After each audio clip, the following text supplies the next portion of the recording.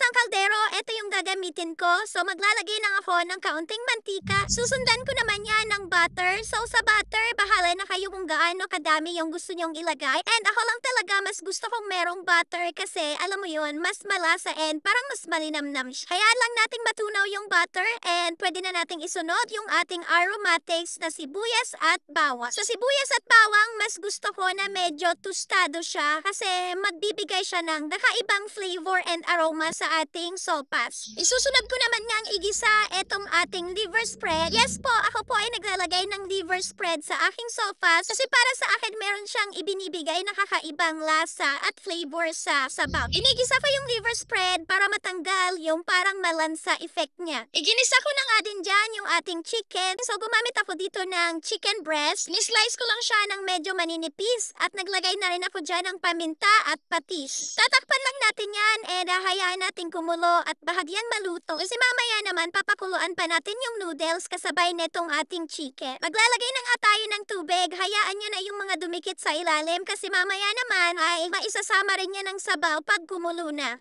Tatakpan lang natin yan hanggang sa kumulo at kapag kumulo na, pwedeng-pwede na natin siyang timplahan ng ating mga pampalasa. So dito naglagay ako ng Knorr cubes, kaunting patis. Nung okay na sa akin yung lasa ay nilagay ko naman yung noodles. Wala akong nakitang elbow macaroni kaya naman ito lang pilipit na pasta yung binili ko. Kahit ano namang style ng noodles ay pwedeng-pwede kung anong available at kung anong meron kayo. At nang kumulo na nga yung ating pasta, niluto ko lang yan ng mga 7 to 8 minutes hanggang sa naging al dente siya at naglagay na nga rin ako netong ating evaporated milk. Kung katulad ko kayo na gustong gusto na mas malasa yung gatas sa sabaw, ubusin nyo yung isang lata ng ating evaporated milk and maglagay kayo ng all-purpose cream. Yes, opo, yan po yung aking secret para mas creamy yung sabaw ng aking sopas. Ilalagay ko na din dyan yung ating hot dogs. Tatakpan natin yan. Hintayin natin kumulo at kapag kumulo na at nakita nating tuluyan ng lumambot yung ating noodles, ay pwede na nating ilagay yung ating gulay. Tulad nitong carrots at cabbage.